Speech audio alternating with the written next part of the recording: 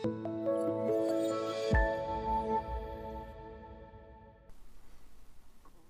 traders, and welcome to the Technical Analysis Market Wrap on Friday the 9th of April. So we've seen some pretty good movements this week in a lot of the majors, and the S&P 500 has pushed to an all-time high. So we'll have a look at all of the major indices and also the dollar index to see if we can get some gauges to what's going to happen in New York sessions tonight and also next week. So we'll start out here with the Aussie US dollar, as we often do. You can see that it's still trapped in this little mini range that hasn't really broken through past the 20 in several weeks now. You can see this is a daily chart, so we've got several days of action here, nearly 3 weeks worth, where we've been able to maintain below that 77-cent level. And even though we had some dollar index weakness last night, and we'll look at that in a minute, you can see that wasn't enough to even push it through the 20 moving average. So yeah, for mine, it seems to be doing its job. We've got the moving average crossover here on the Aussie. So this line in the sand is at the 75 sort of 80 level. That's the role reversal you've got to pay a lot of attention to. If we get a close below this level, it looks very, very weak and vulnerable up to about the 74-cent mark. But again, it's going to have to really break through a fair bit of what was resistance here, which is now going to become support for it. So it's certainly got a little bit of work to do to get that happening, but it's one to keep an eye on. Probably scalping in the smaller time frames is the go on this one until one of these key levels gets broken. You can see here, even on a 1 hour chart, you can go down to a 15. You can see that we've got some reasonable trends starting to happen following the 20 moving average up. So you've got some opportunities there. And again, we're about to get across here on the 15 and the 20 and the 50 moving average on a 15-minute chart. Potentially you can trade that down to the bottom of the range again, but this is the line in the sand for it. It needs to get down below this to really take any shorts seriously.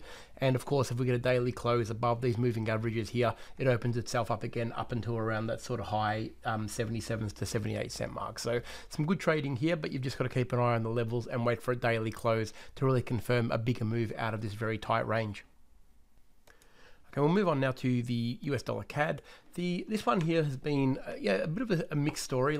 It's had some movement up this week, but the 50 moving average has certainly pulled it up. It's trying to break below the 20 moving average as we speak, but a lot of the bigger time frames on this one are really indicating a bit more strength, and you can really make an argument for an inverse head and shoulders here if we get a little bit more strength throughout the next week or two. We wouldn't want a fall any lower than here, but if it maintains this level or even breaks above the 50 moving average, you can see it's been a bit of a stronghold for it all the way down. And again, the last 2 days worth of trading have really stopped it from going up any higher. Even though we had a dollar index fall, you can see that this hasn't really had a big effect on this one. It was sort of hovering there anyway. But the MACD is really showing signs of the improve here. So we know that the 12 and the 26 are interacting the right way for effectively a move up. So we really want to keep an eye on this one. I'll draw the inverse head and shoulders that I'm talking about, so you know exactly what I'm talking about. That's the inverse head and shoulders. So you got the shoulder, head, shoulder. If we get a break above this neckline, on a daily chart that is, we want to see a clear break above the green line here. That's going to be above the 50 and above the 20. That bodes very, very well for this particular trade. If we measure the distance from the head to the neckline, it's going to come up to around this level here, which is, I'll draw it out for you so we can see the exact level we're talking about. Okay, that's what we're measuring. I'll bring that up to there, and what we're going to do is project that line and take it up. So if we get a break, that's the level that we're going for. And if we draw the horizontal line there, you'll see that it'll match up to some pretty key levels. As you can see here, we've got the resistance that was there, we've got support that was over there. So as quite often happens, the pattern does go into a very strong support or resistance level. By the time it does this, there's a chance that the 200 will be a little bit lower as well, depending on how long it takes to get there. But even without that, you've got enough role reversal information here to know that's going to be a pretty solid target. So that's around that sort of 129.20 area.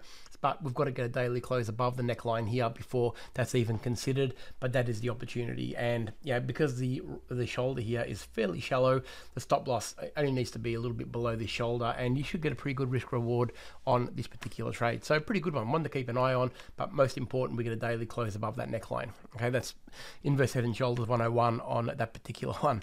We'll go to the US dollar yen. We'll go to the daily first. As you can see, it's pulled all the way back to the 20 moving average now. It's had the weakness that we were probably thinking was overdue. We were talking about it last week, that it was probably a bit toppy at around the 110.50. So hopefully you're able to get involved in some of the shorts on that. The dollar index shortening, yeah, probably helped it a little bit, but it was probably on its way down anyway, long before the dollar index was. It's at the place now where you would expect it would reverse if it was going to.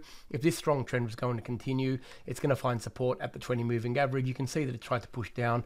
It's struggling below it now at the moment, but it's pretty close to it. So as you can see, if we draw a horizontal line right where price is at the moment, you can see that we had that resistance right through here. So if it was going to go long, this is the exact space that you would think it should go from here, because it's pulled back to a nice level. It's done the right thing. It's come back to the 20 moving average like it has done pretty much throughout this little mini uptrend.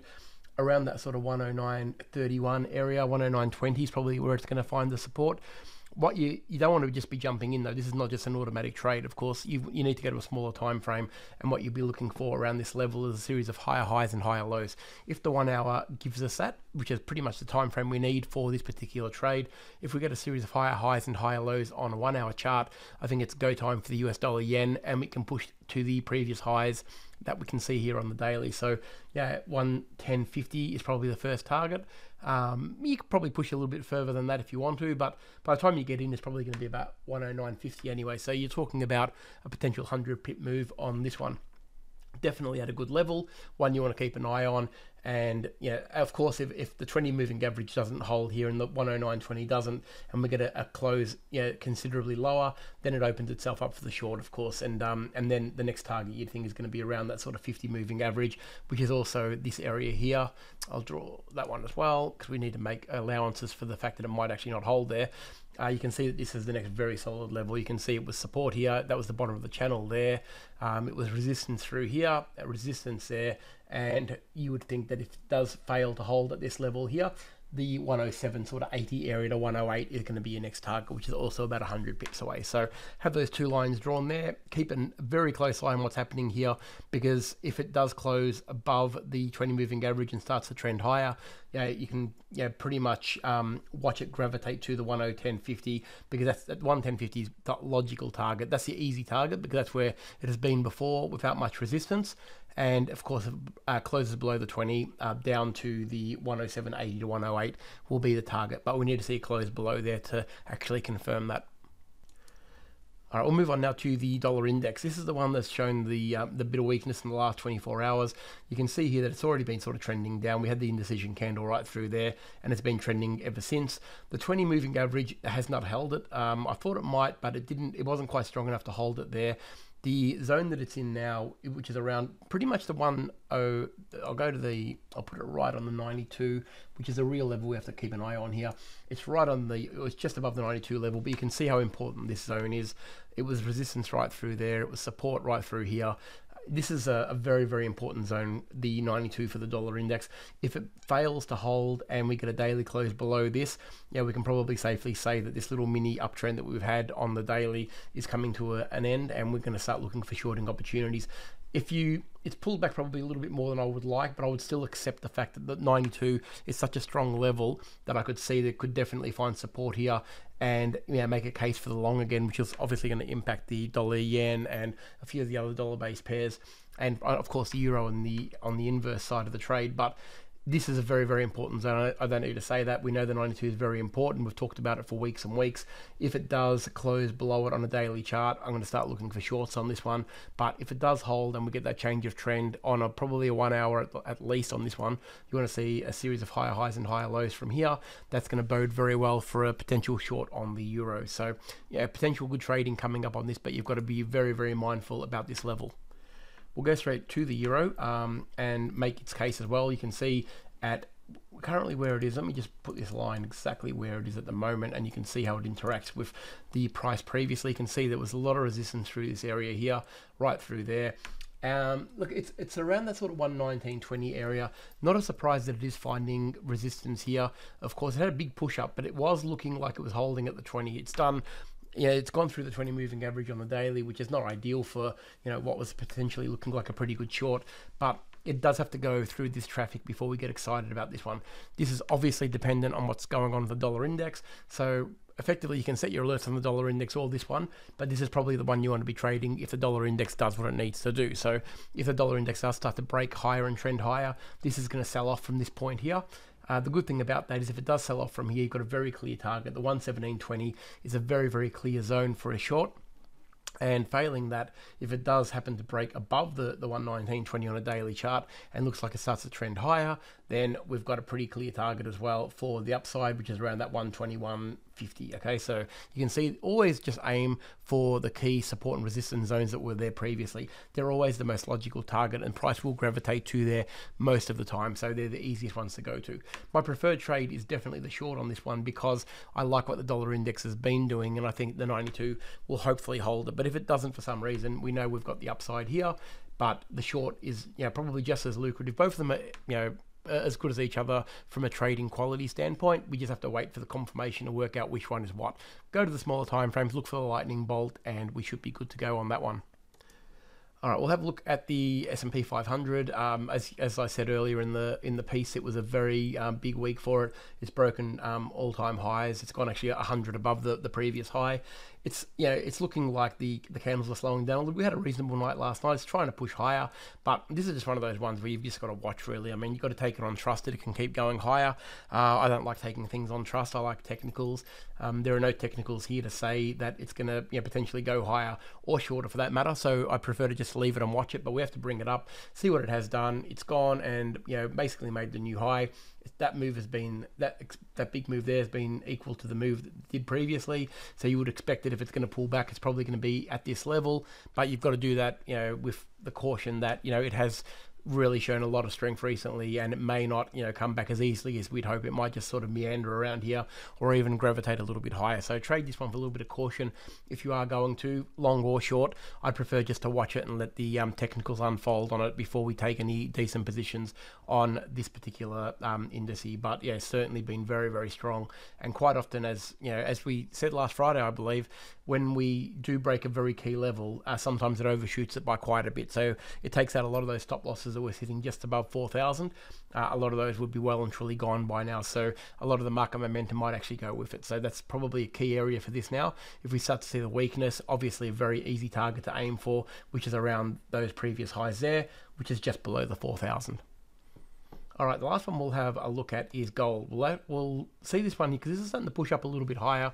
You can see we've got the double bottom that we've been talking about for a little bit now. This is a daily chart, so it's formed. It's trying to break above the neckline. Like for mine, it still hasn't broken. The neckline is right there, right in its face. I'll draw a horizontal line to really highlight it. You can see there, it was previous resistance here. It was almost support there. It was only literally $1 or so off it. And you can see that's the base of the double bottom. Now, for me, it's looking strong. It's got the 50 right in front of it. It needs to break that 50 before you take this one seriously. If it does, the target is fairly clear as well. It's going to go straight into the previous support zones right through here at around that sort of 1840. So it's a pretty good trade.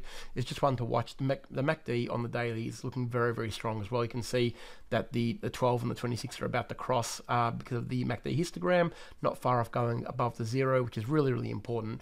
We just want to see that daily close above the 50 moving average. If we get that, by then we'll have, if we go down to the smaller time frame, you're going to start seeing the series of higher highs and higher lows, which you can see right through here already. It's just got that one more key zone to go.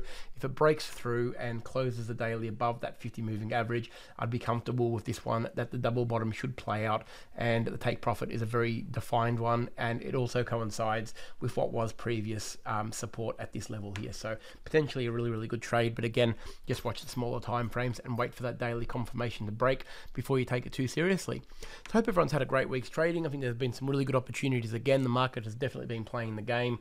We'll see what happens tonight in the US, but I think we're key positioned for a lot of good moves to really start happening on some of these majors, and hopefully they'll start to kick in early into next week. Thanks everyone, and have a great weekend.